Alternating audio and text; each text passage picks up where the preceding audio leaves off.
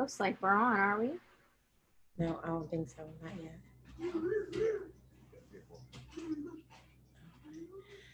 All right. What's up, everybody? It's your girl with the vibe, LexiLive, and we are back again for another empowering, insightful, fun night. Tonight is going to be very informative. I am excited to have this woman with us tonight. First, we're going to start with our beauty tip of the week, which is brought to you by Siobhan, the hair genie. And her tip is for a long lasting, lusterful, bouncy, body full blowout. You must have the perfect no for a blowout look, like a Dominican look. Your blowout matters. It's all about how you blow dry your hair. If you're blow dry and your roots are still kinky and coiled, you're not going to get the look that you want. So your blowout must be straight to the T. You got to be bone straight before you get bone straight. And again, that beauty tip is brought to you by Siobhan. That's SHAVONNE underscore the underscore hair genie. And I also added a small little tidbit to our opening process. I wanted to give thanks. So I would like to start with three things I want to give thanks for. And the first thing, I want to thank God for this platform. I want to thank God for the relationships that I'm forming and the relationships that I'm building and the opportunities that I'm embarking on. This is truly a blessing. This just like was an idea, like to do it one time, and it's like stuck on me. So I thank God for this. Without Him, I would literally be nothing.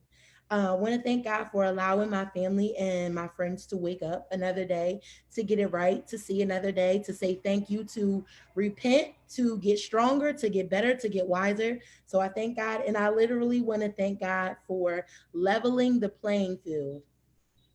Before this pandemic, I think a lot of us felt like that we weren't good enough. We weren't um, certified. We didn't, we didn't have the ability to do whatever we wanted to do.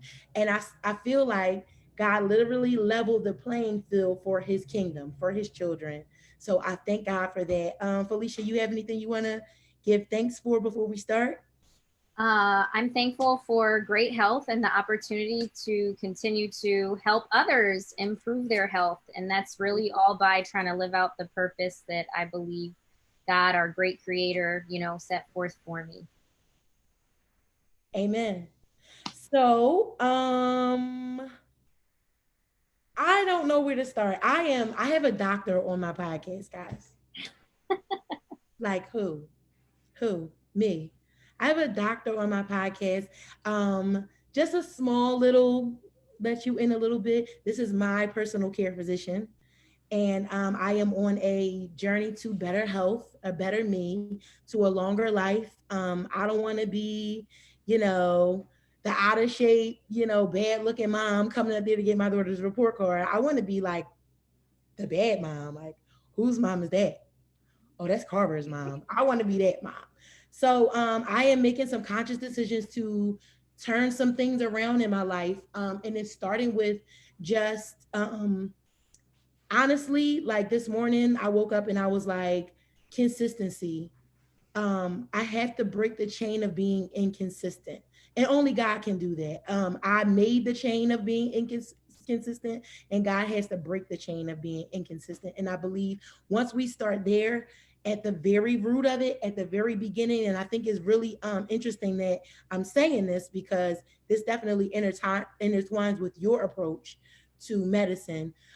Going back in from the beginning to the root of it all, and then from there destroying that, and then being able to build a stronger, better, longer lasting life for yourself. You have to go back to where it started. So I believe that one of the many things that leads to unhealthiness is like small things like being inconsistent. So that's where I am right now with trying to be consistent. So I was afforded the privilege to be able to become a client for Synergize Direct Primary Care, located at 85 Lansdowne Avenue, Suite 4 in Lansdowne, PA, 19050. Correct?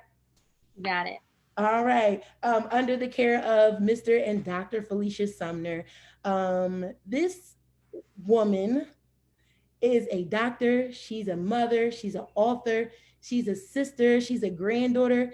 And you know, I had to say that because if I didn't say granddaughter, you know, a cousin and a friend and a mentor to many, especially me. And I'm going to stop talking, but just to be honest, I remember the first time I met Felecia, and I don't know if you remember. It was one, I want to say one of the Fleming's graduation party. Okay. And we a group of friends of mine, we went to Rosa Sharon, and you were there. It was some kind of youth something, and it was over, and you came walking out of the church with this, when I say a stack of books, it was a stack. I never saw a stack of books, and she was just like carrying it, and everybody was like, "Are you okay?" You were like, "Yeah, this is fine. This is me every day. This is what I do." A stack of books, and I literally said to myself, "I want to know her, and I want people like that in my family. Like, I want to be around people like that. I want people like that attached to me. I want to be attached to people like that." And lo and behold, the party that you didn't go, you said you had studying to do, so you didn't No. go. But the party that we went to, my husband was there. How about that? Look at I God. didn't, yeah, look at God. Like, he wasn't my husband then. We didn't even see each other. He said, "Yeah, I was at the same party." And I'm like, "I was there too." We Mm. didn't see each other. We didn't talk to each other at all. But look at God. And Mm-hmm. here we are How about on a that? podcast. And speaking of husbands, I have to also thank my husband Yes, who's dealing with the kids right now so that we can actually do this live. mine too. So how are you, Dr. Sumner? How's everything? I'm good. It's been a very interesting time these past couple of weeks to months with COVID and, a lot of crazy racial injustices that are now coming to light. So it's been enlightening, but trying, but also, as you said, empowering in some ways, because I think myself and even a number of my patients and clients are finding innovative ways to finally use their voice and their creativity in ways that they didn't before. So that it's a very interesting time. Absolutely. Um, and again, I just believe that it's time to be reflective, and it's time to take advantage and take charge, take lead, like step out on faith Yeah. and do it.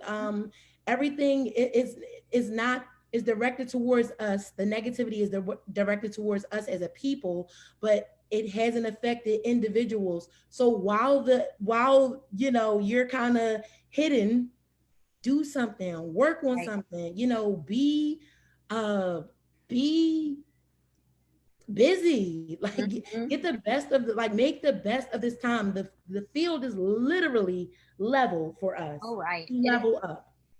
You're right. I totally Absolutely. agree. So I want to say that I really respect your approach to medicine. I talked a little bit about that in the beginning. I really do. Very rarely do we walk into a doctor's office and they ask us about stuff from like our childhood and how we ate as a kid and what we did as a kid, and that plays a big part in why we feel like crap today. And I like literally filling out the paperwork. I was like, wow, nobody really ever asked me that. Or if they did, they just did it because they were supposed to, but we really never addressed it or talked about it. So I felt like I'm going to be better this time. What like explain your approach and what it's called and how you came about. Sure.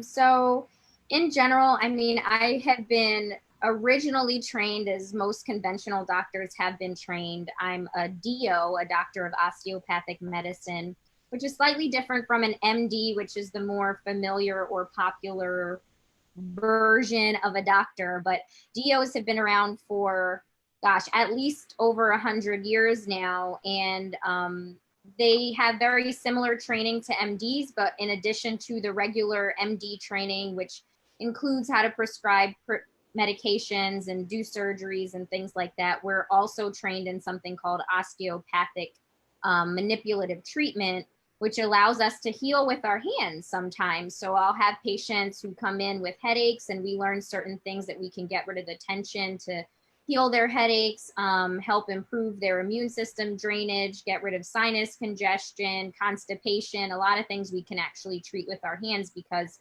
your body is capable of healing itself in a lot of different ways. And our process is really about trying to find homeostasis or balance within your entire body. So that's pretty neat. In reality, though, most DOs, we end up going into the real world and we practice just like MDs, because insurance companies only allow us to have 10 or 15 minutes with our patients, and we're busy trying to deal with prescriptions. And the last thing we can do is spend another 10 or 15 minutes using our hands to treat them. So that kind of stinks, but it does give us a mentality that unfortunately some MDs aren't able to maybe have as frequently, which is looking at things more holistically and allowing us to understand how important touch, for example, is to a patient. Mm-hmm. So anyways, with all that being said, I practiced in the normal realm of medicine for quite some time as a DO, but always had like a search for trying to figure out more than just prescribing my patients medication. Because a lot of people would come to me and they'd take a medication, and I was in the same practice that a lot of my other colleagues are still in, which is you write a pill, and then that patient has a side effect of that pill. And so you write a pill to treat the side effect of the first pill, and then a third pill to treat the side effect of a second pill. And this happens so often, and it's really disheartening. And then in addition to that, I had a number of patients who came to me with just like these out of the world symptoms that they'd seen like 7 or 8 doctors, and they still couldn't find an answer. And there's just a piece of me that just loves to fix things and answer puzzles. And so I had this one patient, particularly about 6 years ago, and she baffled me. I could not for the life of me figure out what was going on. And just for some reason, for nights at a time, I just felt compelled to read journals after journals, research articles after research articles, trying to piece together these hodgepodge of symptoms that she had. And lo and behold, I came across this condition called Hashimoto's thyroid disease. And a lot of people hear about thyroid issues. Oh, I have low thyroid, I have hypothyroid. And come to find out, 80% or possibly even more of those people actually have a type of thyroid disease where your thyroid's being attacked. Your own body is attacking your thyroid. It's called an autoimmune disorder. And so the interesting part about it is that most doctors know this, but we treat all thyroid issue the same. Oh, your thyroid's deficient. Let me give you more thyroid pill, like more thyroid hormone pill. However, if you find that someone actually has that type of thyroid issue, the treatment actually should be very different. You've got to really figure out, why is their body attacking their own body? Like, that's not a normal thing. Yeah. And so she had been on these thyroid pills for a while and never, she felt kind of better. And she was doing a lot of Googling too. And so tried this type of thyroid pill or that one, maybe something more natural, etc. And then I showed me that approach was just not as effective as it needed to be. And so I learned, oh, actually she needs to get rid of gluten, because gluten looks so much like thyroid hormone. Every time you ingest gluten and your body doesn't like gluten, it thinks it's a foreign substance that it needs to attack. It actually attacks your thyroid hormone at the same time. And so a whole bunch of other, lifestyle things that I was never taught in medical school. I was never taught in residency, for reasons that maybe we'll have time to discuss. And it led me down this path of what's called functional medicine. And functional medicine is a particular practice of medicine that's aimed at getting to the root cause of illness. So as opposed to me seeing someone who has high blood pressure, there are a good amount of patients who will see me and they're just like, doc, just write me the script. Like, I don't care.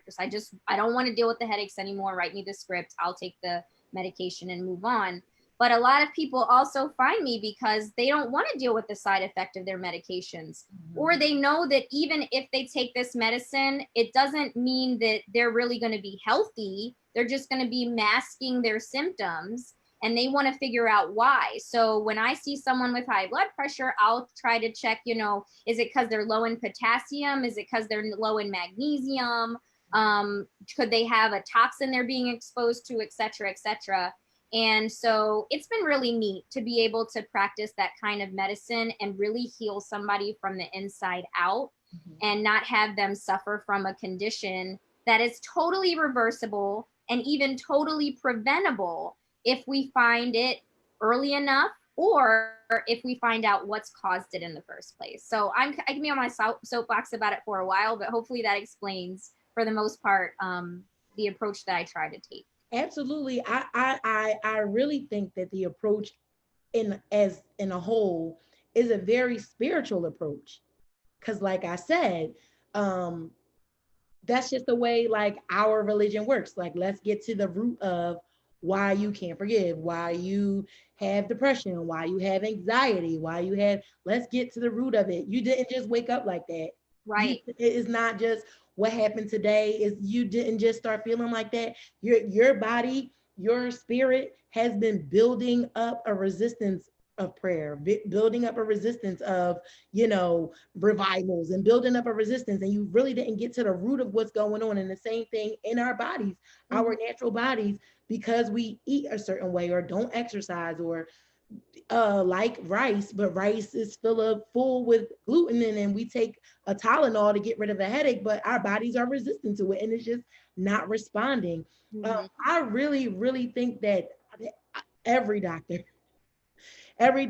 should like really just look into it. If you don't want to go all the way into it, just look into it, and then by touch, like, us being, and look at the time, like right now we're not able to touch each other, but that's a very spiritual way to that, by touch. That's the way, God did everything by touch. Yeah.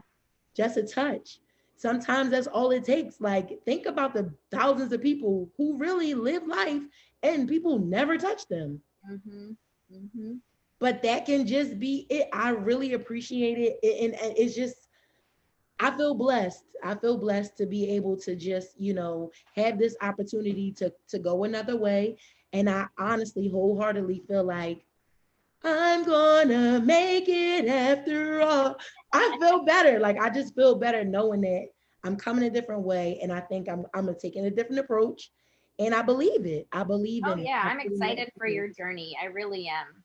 You guys are gonna be a part. You're gonna see when I get all slim and trim. Don't be trying to hit me up. Don't. So we're going to switch it up a little bit. Play a little game. Okay. Okay. It's called Finish the Lyric. Oh, Lord. R&B. I'm going to go easy on you. Please do. Y'all, I was raised apostolic. I didn't even watch BET until I hit college. That's what's so funny about this. That's what's going to be so funny about it. You got to give me the artist, and you have to finish the lyric. Oh, Lord. You ready? Okay. Okay. Can I call a lifeline? You can't phone a friend. Oh. I'll help you, but this is going to be interesting. Okay. All right, here we go. I don't know what it is that you've done to me, but it's caused me to act in such a crazy way.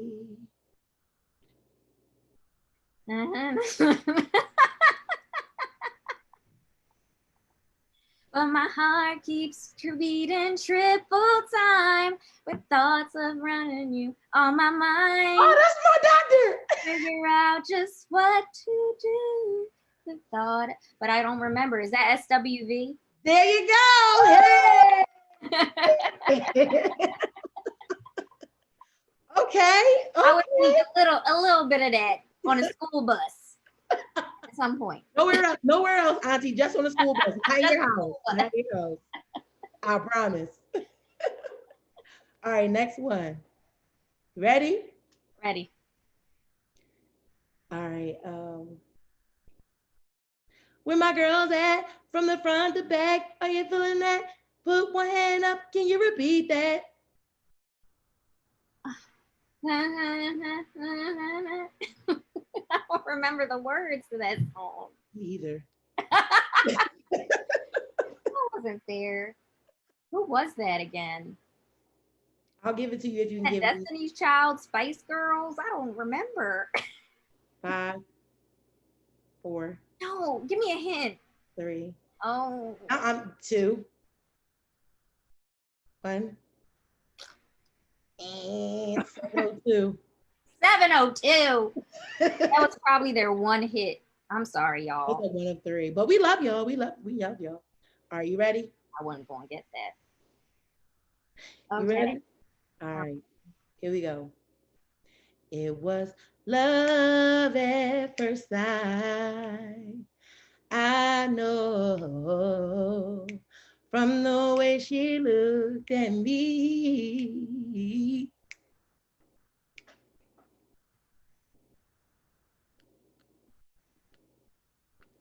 I got nothing. I heard the song a bunch of times. I clearly need to pay more attention to these lyrics. Oh my God. Oh gosh. Okay. I Wish by Carl Thomas. Oh, see? I never met It's a her. beautiful song. It really is. Y'all just like stripping away all my black card today. You might be able to redeem it with this last one. Okay. Ready? Uh-huh. Wait, let me get the words right in my head. See, Okay. this ain't even fair. Here we go. I gotta change my answering machine now that I'm alone.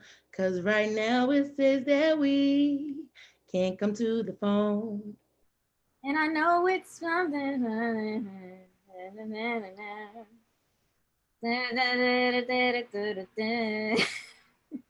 That's the reason I'm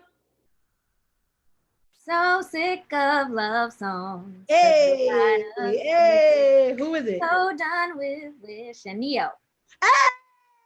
Okay, did I redeem myself at least a little bit? You got your Puerto Rican card.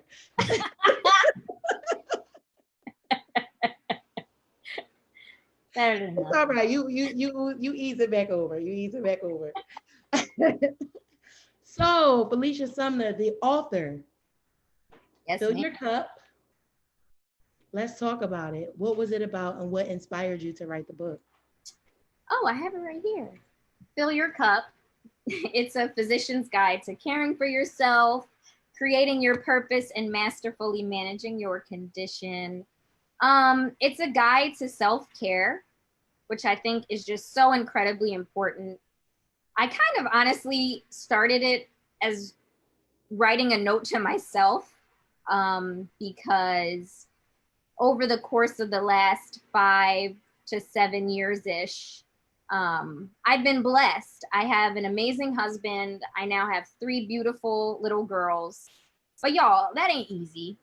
And Yeah. juggling that on top of being a doctor and now a business owner, um, it's really easy to lose yourself and to put everybody else and everyone else's needs before yours. And one day, it just that phrase really rang to me that you cannot pour out of an empty cup. Absolutely. And I think it really hit me just one day. This was prior to me changing a job that sucked the living life out of me, to be quite frank. And I ended up finding a different position, which was amazing at the time. But I realized that I was doing so much to help my clients, my patients, my family, my friends, my kids, my husband, all of which gave to me in some ways, but I just felt drained. And the more and more drained I felt, the less effective I felt that I was in my ministry, which was as a doctor and as a healer. And I decided that, you know what, I'm done with this. I'm going to make a conscious effort to care for myself so that I can be more effective in the purpose that I have. And so the book really just outlines different ways that you can implement in your own life that are effective and realistic to provide self-care, which dramatically helps with managing your stress. And we can talk about it for days, but if your stress levels are high, your stress hormones are high, it can wreak havoc on just about any chronic condition you have. So I kind of outline the importance of and what it means to care for yourself spiritually, mentally, emotionally, physically, how you can do that, why it's important to say no sometimes, and how to say it, and different things that I think it is really the crux and one of the most important building blocks for becoming a healthier person. If you can't manage your stress, if you can't care for yourself and see the importance of why you need to care for yourself, then to be frank, sometimes as a doctor, even if you do want to tell your patients about how to be healthy, how to eat right, how to exercise, how to blah, blah, blah, you'll be talking to a brick wall all day if that person doesn't realize how important it is that I take care of myself first. I can't, throw a life raft to somebody and pull them in if I'm drowning at the same time. Absolutely. So what would be, because you said something, you said stress was like mainly the across the board underlining condition for almost every, you So know, many chronic conditions, yeah, especially what we call like metabolic dysfunctions, where people are often getting these chronic illnesses with some relation to weight. So if you've ever had a problem like diabetes, high blood pressure, pre-diabetes, PCOS, some cancers, etc., and your doctor ever said you need to lose weight, they didn't really clearly tell you how or why. yeah, That's why. That's a part of it, rather. That you have what's called a metabolic dysfunction, that your metabolism is off kilter. And a big reason for that, a big portion of the cause for that is if your cortisol levels are high. I mean, in real, which is your stress hormone, in real life, here's the thing: we cannot expect to live in a malnourished, toxicated, um, super stressful environment and somehow still expect to strive and thrive and lose weight and have great sex and have all these amazing things in a horrible environment. It just doesn't work that way. Evolutionary, meaning like even from cavemen times or whatever time you want to think about it, that's not how it worked. If you were running from a saber-toothed tiger, your body is not focused on helping you get pregnant or lose weight or things that we should be doing when we're not stressed out. absolutely. So like, so how can you eliminate those stresses if they're like, I'm just gonna be frank, like if I'm dealing with a wayward teen, we really can't turn that stress off. If I'm dealing with a hectic boss, we can't turn that off. If I don't have any, if I'm not working, and my bills are piling up. That's the kind of stresses that we can't turn off. So how can we manage them correctly? Because the situation doesn't change. We just have to change in the situation. So medically, like how would you go about that or prescribe? And guys, this is for you. Like I know that a lot of these terminologies you've heard in your doctor's appointments and didn't really know what they were talking about. You just signed the paper so that you can get the prescription and started popping pills. But this is the answer to those questions that you never asked. So how do you deal with those stresses that you really can't get away from? Right. Great question. And let me first give my quick disclaimer. Y'all, I would love to be your doctor. If you'd like to have me as your doctor, give us a call. But if I'm not your doctor, please don't take this as medical personal advice. Please talk to your own doctor before you take any kind of supplement, medication, etc. Thank you. All right. So moving on. To answer your question, I tend to take a two-prong approach to managing stress. And interestingly, all of the examples you just gave of what can cause stress in most people are all things that you really can't control. And that's what's so funny about stress is we only stress the things we can't control. Because if we could control it, It we wouldn't could be in it. probably fix it. Yeah, we wouldn't be stressing out about it. It wouldn't be there.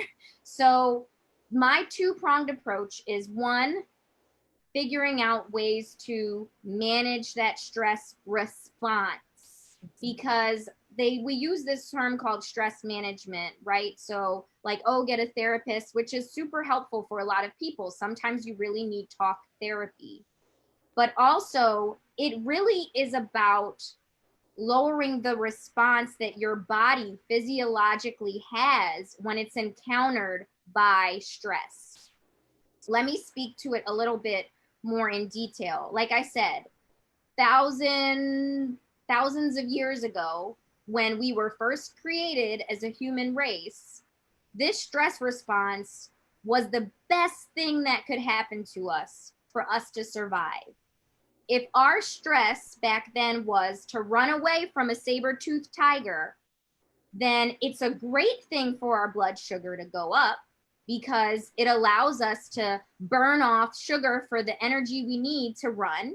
It's a great thing for our blood pressure to go up so the blood can get to your hands and your feet and you can run faster, right? It's a great thing for you to be able to build fat when you're stressed and you're dealing with the winter time and you need to store that fat for energy. But back then, all of those things were short term. You aren't running from a saber-toothed tiger all day, every day. You're not dealing with cold weather all day, every day. But now the stresses we deal with are an all day, everyday thing. But what happens when we're exposed to stress is we develop this thing called a sympathetic response. You might have heard of a term called fight or flight, right? So when you're dealing with a stressor, you either fight that stressor, like you find a way to battle it. So you tackle that saber-toothed tiger, or you flee, you run away from it. When you are particularly dealing with that fight response, that sympathetic response, that means your body's response is kind of overreacting, which is a good thing in a survival mode.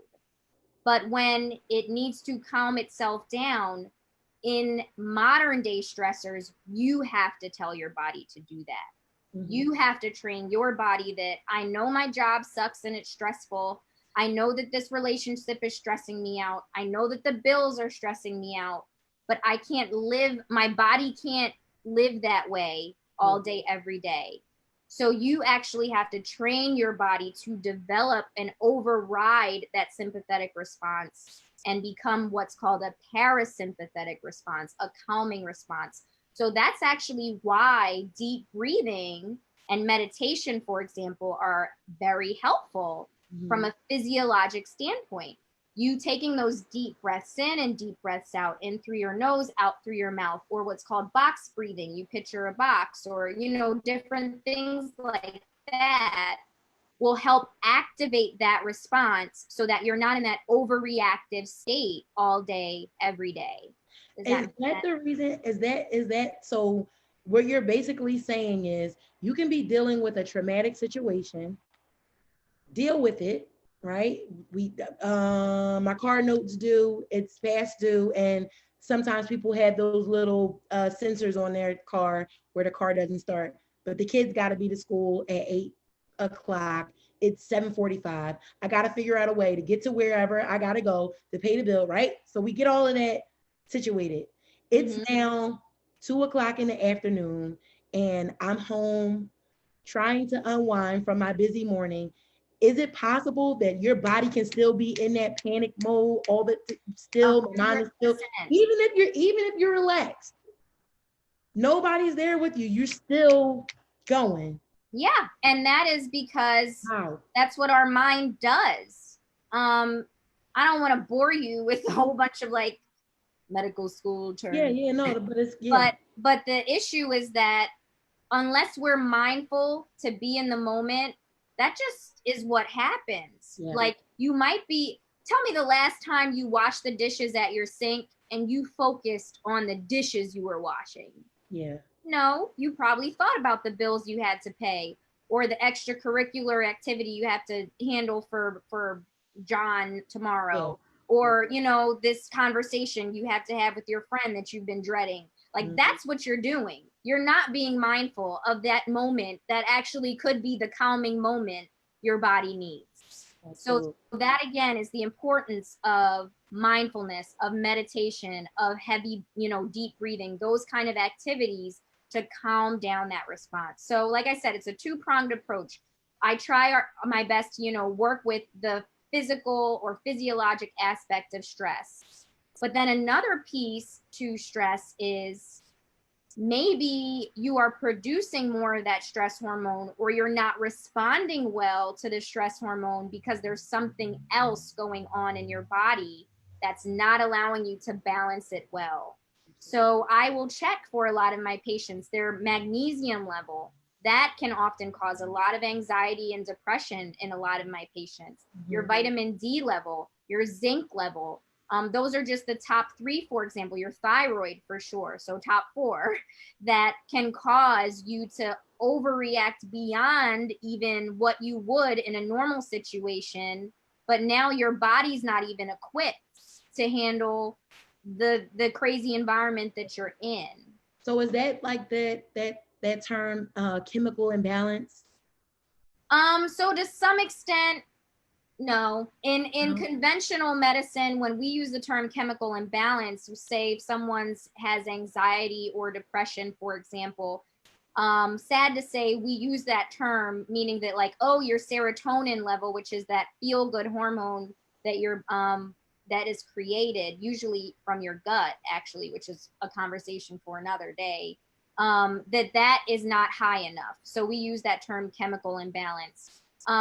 To some extent, we could use it for what I said, but that's really where that term comes from. Mm-hmm. Now a lot of this what we're talking about. There's so many questions that I just want to ask, but like across the board, if you're dealing with all of these issues, right, and all of these things going on, and all of the terminologies that you use, and you're carrying a baby, um, can that be the underlying cause of ADHD and autism? So that's a really good question. And I can't speak out of terms with regards to that. The unfortunate thing is that when it comes to studying condition, those particular two childhood conditions, it's sadly kind of, I think, understudied.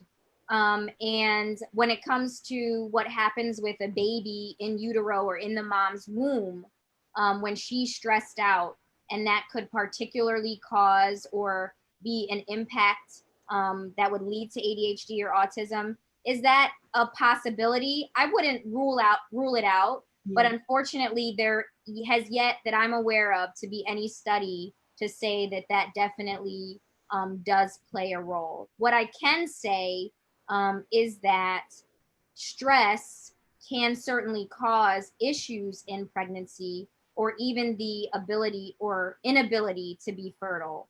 So again, think about it. When you're running away from a saber-toothed tiger, the last thing that you probably want to happen is for you to be carrying a baby at the same time. Yeah. And so there is, a good amount of research to support that women who are more stressed, and that is another indication or added issue as to why Black women are more likely to deal with maternal morbidity and mortality. When you're more stressed, it's more likely that you might miscarry, that you might have trouble conceiving, etc. Wow. So many questions, so many, but that was good. That was really good. No All problem. right, one more game. Okay. Ready? You're going to embarrass me All at this. right. This time we're gonna do finish the tune, finish the lyric, but show tunes. Okay. Mm. This is like Broadway or From the 90s, show tunes from the night. Oh, from shows. from shows like So TV like shows, TGIF shows. maybe. Okay.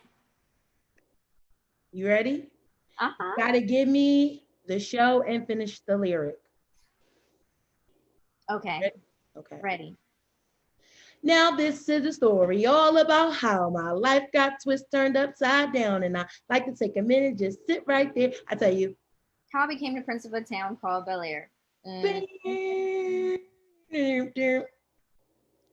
Bow, bow, bow. In West Philadelphia, born and raised on a playground is where I spent most of my days, chilling out, maxing and relaxing, all cool, and shoot some b-ball outside of school. When a couple of guys came up to no good, started bringing trouble in my neighborhood. I got scared and said, "Listen to your mom, Paul Belair." I don't remember the rest. I lost it somewhere. All right, you Dominican now. You Dominican. Woo! I'm moving up.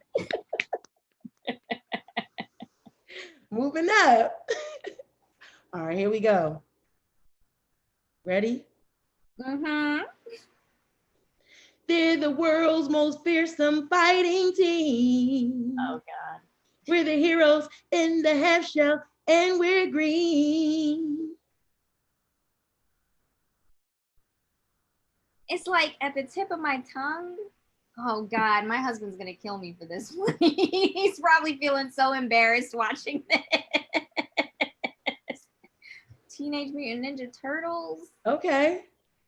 But I don't remember how it ends. That's cool. I'm 0.5. I'll give you half. I'll give you half. You ready? Uh-huh. Okay.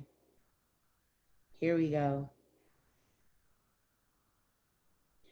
See, no one told me life was gonna be this way. Your life's a joke, you're broke. Your love life's DOA. Looks like you're always stuck in second field.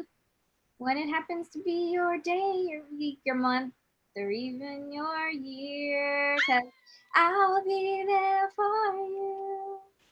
All right. You from Cuba now. You from Cuba. Moving on up. All right, last one. Okay. Here we go. Which one do I want to do? Fish don't burn in the kitchen. Beans don't burn on the grill. Took a whole lot of trying just to get up that hill. We're moving on up. Wait, but that wasn't the 90s? Well, oh yeah, it wasn't, but that's not fair. All right. If anybody knows that, then go ahead and finish that for me. If anybody knows that one. All right, here we go. I wasn't allowed to look. No, okay. Can I get like slight pardon? A lot of these memories have been replaced by very important medical information. Your brain can only have but so much capacity. All right, this one, everybody knows this one. When I wake up in the morning, my alarm gets out of order. I don't think I'm going to make it on time. And I get myself, the books and it looks in the corner just in time to see the bus fly by. What? It's all right because I'm saved by the bed. Here you go. Hey! Welcome back, sis. Welcome on home. Okay. Come on in. Grab a seat. Sit there. So I know a lot of women are watching, and being a woman of my age, these conversations are coming up about things like PCOS and infertility and prediabetes. I'm not saying like, me or anybody else, but these are conversations that, women are having now that I'm hearing, and these names come up in my doctor's appointment because of, as we get older. And PCOS is definitely like, it's out here. It's out here. It's a real thing. What is it? And where did it come from? And how do we send it back to whence it came? I can answer question number one. The other two you're going to have to leave up to the good Lord. But you're right. PCOS, it's a legit common issue. More than I think many of us realize. It affects at least 10% of women in their reproductive or childbearing years. And I would venture to say that it probably affects even more than that. It's just that not every doctor's particularly searching for it. PCOS stands for polycystic ovarian syndrome. And interestingly, what syndrome means is that we see a whole bunch of stuff put together and we don't really know why, but we know that these stuff sometimes come together at the same time. So we call it a syndrome. That's the best way to explain that in the medical world. Mm-hmm. So the stuff that come together in most cases in PCOS tends to be certain symptoms, such as difficulty with losing weight or weight gain, acne, chin hairs, or male pattern balding in females. So sometimes it'll be like, hair loss in areas that usually men would lose it. Anovulation, meaning that you're not ovulating or you're having difficulty conceiving. Irregular periods, either they are just coming willy-nilly or you're not even getting many periods at all. Those tend to be the most common. And then when you check blood work on that woman, most of the time you will see higher levels of male hormone called testosterone. Right. So when we see a confluence of those symptoms or signs put together, like a couple of them out of what I named, then we, in most cases, will say a woman has PCOS. What's most interesting about that name is that you don't even need to have the cyst in the ovaries to technically have PCOS, but that's what we called it, and that's what it still is. Wow. So from what I hear, there are like 4 different types of PCOS. So are we treating them the same way? And are we getting them the same way? So unfortunately, modern conventional medicine, from what I understand, we don't really say we know why someone gets PCOS. We think that, your body, this female body is making more male hormone, but we never really understand or understood why that is. But we know that we need to give you a pill to fix it. And in most cases, the conventional way of doing that would be to treat that individual with a birth control pill, mm-hmm. because that gives you more female hormone called estrogen and progesterone. Or sometimes we'll even treat it with a medication called metformin, especially if that woman is dealing with infertility. It'll help them ovulate, more likely to ovulate. And sometimes we even treat it with a medication called spironolactone, which is a water pill, but it also helps to decrease the male hormone. Mm-hmm. So the approach is, in the conventional manner, is we see these numbers are high, let's do what we can to counteract those numbers with something else that'll bring it in balance somehow, one way or another. Now, would you take the same approach, or would you go about it another way? So from a functional medicine perspective, I do try to look at it differently. As we mentioned before, there's this slew of chronic conditions that are what we call metabolic conditions, where basically your metabolism, it has gone awry a bit. And for a lot of people with PCOS, you have a buildup of a particular hormone, which a lot of people don't know this is a hormone, but it is insulin. So a lot of people with PCOS have high levels of insulin, and they built what's called insulin resistance. Mm. So insulin, you heard of insulin, I'm sure most of you, is a hormone that helps to bring sugar inside of your cells and out of your blood. Right. So if you're a diabetic, that's when sometimes your doctor will prescribe you synthetic or man-made insulin because you're told your sugar's too high, and the insulin will help bring that sugar out of your blood and into the cells. But your own body does make insulin. Right.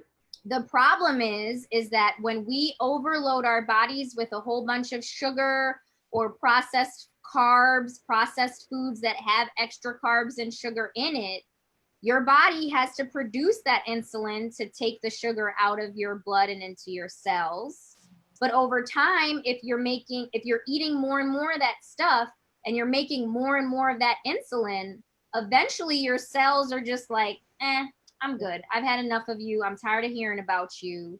And that's when you build what's called insulin resistance.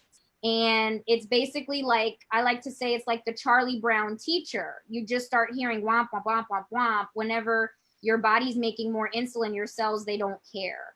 And then the crazy part, this is something that I really hope that we take in, because a lot of doctors, I'm sorry to say, we make this mistake. And I'm guilty of making this mistake before I read into it better. What happens when you build insulin resistance is that you've got a whole lot of insulin in your blood that's trying to get into your cells. And it will work to some extent, to the point that you start to have low blood sugars, right? So you wake up feeling really lightheaded or dizzy, or you get really hangry. You've heard that term, right? Hungry, angry, because your sugar is too low. So the last thing that you think is happening is that you're becoming pre-diabetic or diabetic because you've got low blood sugars. And in fact, when your doctor checks your blood work, they're checking your sugar level, or what's called your A1C, and they've congratulated you because your sugar's low, not realizing that you're only a couple years away from truly having prediabetes or even diabetes, because you've already developed insulin resistance. You've got a buttload of insulin in your blood, but your doctor never checked your insulin level. And that's what they need to check. Because if that's high, then you know you're already on that spectrum, and 80% of us Americans are there. So how do you, I know that 9 times out of 10, if you have diabetes, they're giving you insulin. But if you have an overload of insulin, what are we doing here? Drowning in insulin, or like? So that's honestly, it's a conversation for another day. I could go on, and I've got YouTube videos about this, guys, so check it out on YouTube. Wow. But in general, what happens, sadly, is there's 2 issues that come along with that. Is that you get to the point that your doctor will prescribe you insulin, and it helps. It will bring it down, and that's only because you're just, eventually, like a dam that's filled with water, it'll break, right? So even though your cells are resistant, if you pound it with tons and tons and tons of insulin, the insulin you're making, the insulin you're injecting, then some of it will get into your cells, and it will bring your sugar down. But the other issue that a lot of studies now support is that if your doctor is prescribing you man-made insulin and you didn't even really need it, sadly, in most cases, is that when you're diagnosed with type 2 diabetes, which is your pancreas isn't making enough insulin, but that's really not the issue. It's that you're actually insulin resistant. When you're exposed to synthetic insulin over about an average of 7 years, you then develop what's called type 1 diabetes, where 1 or 2. So type 1 is actually one that most people, if you have it, you get very early on. It's what we call juvenile onset diabetes. Now kids are even getting type 2, but type 1 is one that's to some extent unavoidable. It's in your genes, and you don't make insulin. Your pancreas doesn't make insulin. You can't fight it. From a functional medicine perspective, I think there are ways to handle that too, but in the conventional world, it's unavoidable.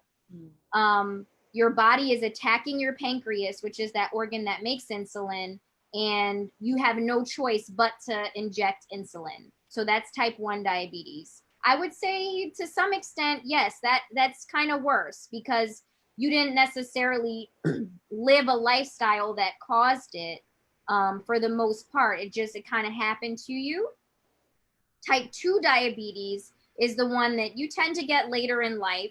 And it's the one that when you are diagnosed with pre-diabetes or type 2 diabetes, your doctor will say, you got to work on your diet. You got to cut out, your sugar, eat more brown rice and whole wheat pastas, and don't take what I'm saying as advice, because I would say differently, but that again is probably a conversation for another day. Yeah. But type 2 diabetes, the issue is, like I said, when you're injecting insulin, an average of 7 years of synthetic insulin, you develop what's called type 1 diabetes on top of it, meaning that your pancreas no longer will make the insulin.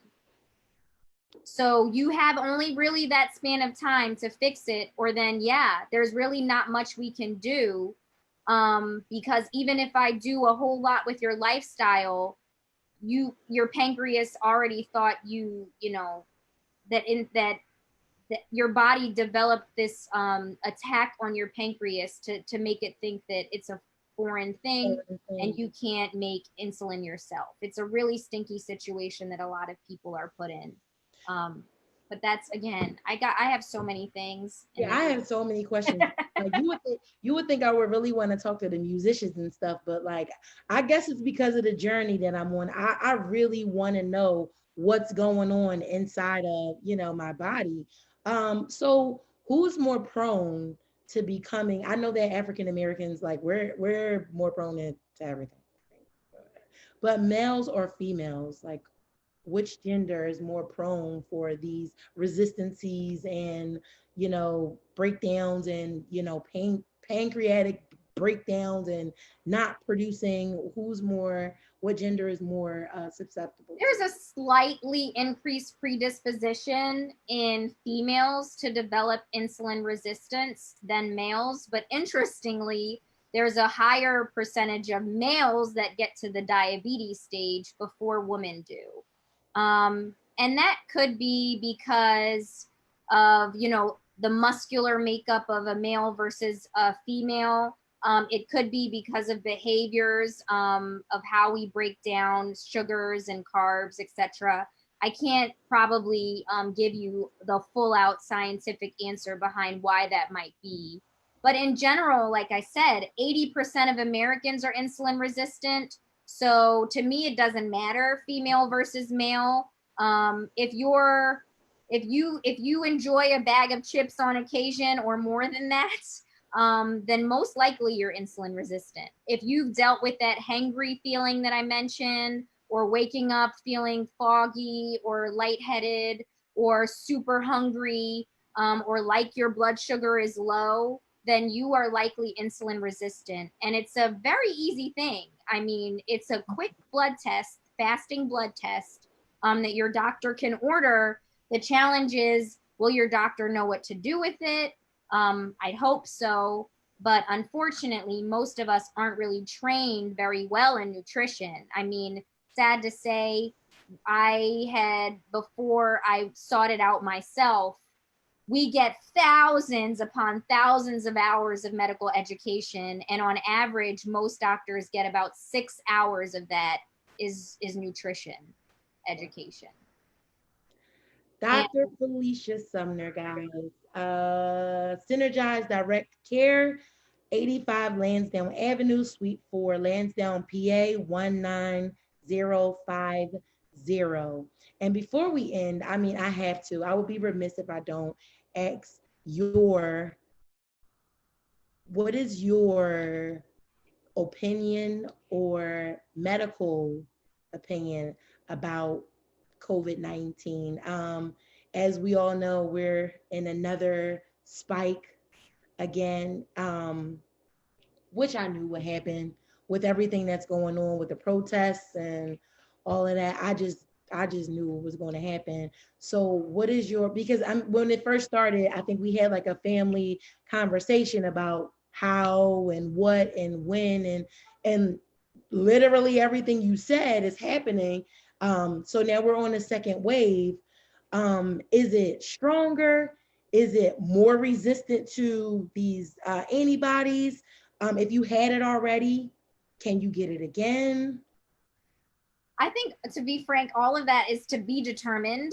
I think that there was one case that had been reported of a woman who had it twice, but that still to me seems to be somewhat debunked, that she likely hasn't had it twice. It's just that she has not gotten over it after many months of the infection. So one thing is that COVID-19, whether you're young or old, it can affect you significantly. It might not kill you in most cases if you're young, but it can put you in bed for a good couple of weeks. It can cause potentially some long-term ill effects that we're still unaware of. And I think that it's important to do what you can to avoid getting infected, but more importantly, do what you can for your community. That if you're not one of the people that might become severely infected, that you might infect someone else. So I fully endorse wearing a mask.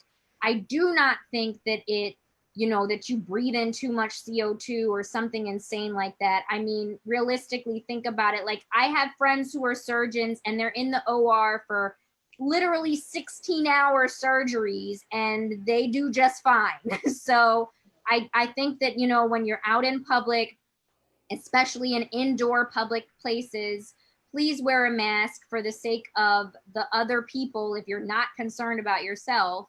And if you cannot do that for any reason due to some other condition, then at the very least to socially distance yourself for that 6 feet, if not further away. But a big point that I want to make that I don't think is highlighted enough in the media is do what you can to build up your own immune system, build up your own body's health, because the people who are getting infected severely are the people still who have bad high blood pressure, who have bad diabetes, who have bad respiratory illnesses. And there are things you can do to prevent that, aside from even medication. But getting rid of the inflammation in your body. So that means getting in more dark green leafy vegetables, getting in more dark fruits, getting in more zinc, more magnesium, more vitamin D. If you have not, for the love of God, had your vitamin D level checked with your doctor, do it tomorrow, please. Because there are so many studies supporting that people who are low in vitamin D are much more likely, I believe it's now 3 times more likely to have a severe COVID-19 infection. And I think it's a big reason why African Americans are infected worse, because we're prone to be vitamin D deficient. Like 95% of us are vitamin D deficient. And I don't recommend just picking up something over the counter and taking it, because you can become vitamin D toxic. It is important to get the level checked, and then you can, with the help of your doctor, find out what dose you really need. So say it one more time. What are we doing if we can't get to our doctor, if we don't have insurance, so many people are not working right now. What are the things that we can do to become vitamin C efficient? So to bring your vitamin D levels up, here's the challenge. There's not a lot of foods that are fortified with vitamin D, and there's not a lot of foods that have vitamin D naturally. You get it from the sun, which is great, but when we're, darker skin tone, your pigment actually blocks the vitamin D.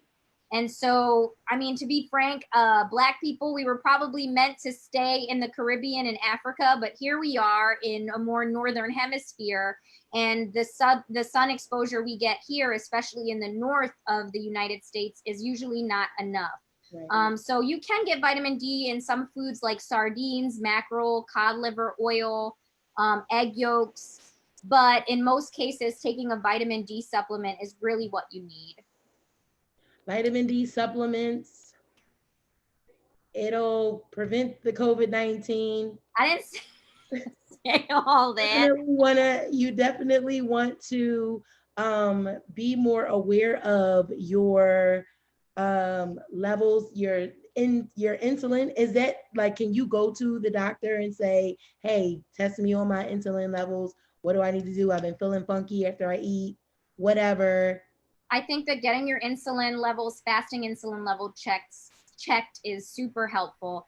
And also, just a heads up, because we didn't get into all of what I told you, this could be a conversation for days. Oh, you'll be back. You'll be back.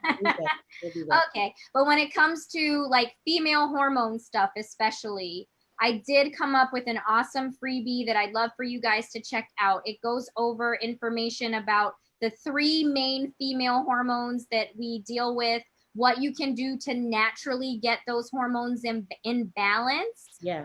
what you can eat, a few things that you should probably ask your doctor to get checked to get you on this right track. So if you're dealing with moodiness, with PMS, with perimenopause, with infertility, with acne, with weight gain, there's headaches, constipation, like there's so many things that these hormones affect that it would blow your mind. Please check out that freebie and it'll be a great starter for you. You can get it, if you can put it in the caption or the comments, Alexis, that would be great. But you can get it at bit.ly/Dr. Sumner Woman's Hormone. One more time. Bit.ly, let me make sure I'm telling you the right thing. Bit.ly/Dr. Sumner Woman Hormones. Once again, Dr. Sumner, Synergized Direct Primary Care, located at 85 Lansdowne Avenue, Suite 4. That's in Lansdowne, PA, 19050. I want to thank you so much for tonight. Tonight was super informative. If you have any questions or you want to maybe check Dr. Sumner out, just DM me and I'll send you her information. This is a 100% great way to jumpstart a healthier life, a healthy lifestyle. And it starts with being consistent. You need to be in touch with your body, inside and out, for a holistic effect, or a holistic outcome, not effect. You want to have the outcome, a lasting outcome. So thank you one more time for coming. I love you My so much. pleasure. And tonight was great. Next week, guys, tune in. It's going to be awesome. Yeah, so thank you for vibing with me and good night. Good night.